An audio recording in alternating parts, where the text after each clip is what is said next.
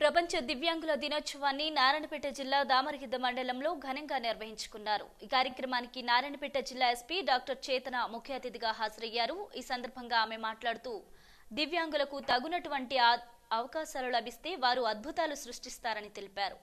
దివ్యాంగుల కోసం పనిచేస్తున్న అఖిల భారత సంస్థను ఆమె అభినందించారు. దివ్యాంగులకు రెయిన్బో కాన్సెప్ట్ స్కూల్ ఆధ్వర్యంలో బట్టలను పంపిణీ చేశారు. ఈ కార్యక్రమంలో MPP Narsappa, single window chairman Eedappa, police సిబ్బంది, రెయిన్బో స్కూల్ యాజమాన్యం తదితరులు పాల్గొన్నారు.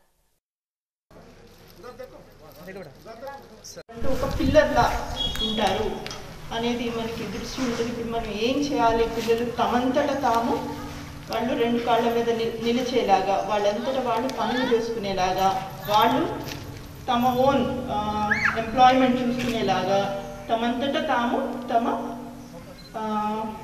పొట్టకి కాస్త ఫుడ్ పెట్టుకునేలాగా మనం వాళ్ళని ఎలా తీర్చిదిద్దాలి అనే మనం ఆలోచిస్తూ ఉంటాం.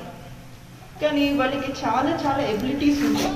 వేరే వేరే చాలా అదర్ సెన్స్ ఆర్గన్స్ అంటారు, వేరే వేరే ఎబిలిటీస్ అంటారు. అంటే వేరే పనులు చాలా బాగా చేయగలుగుతారు.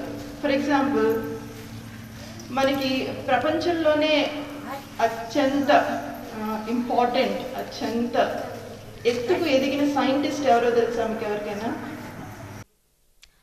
జోగులాంబ గద్వాల పట్టణంలో కుర్వ సంఘం ఆధ్వర్యంలో శ్రీ కనకదాసు 533వ జయంతి ఉత్సవాలను నిర్వహించారు.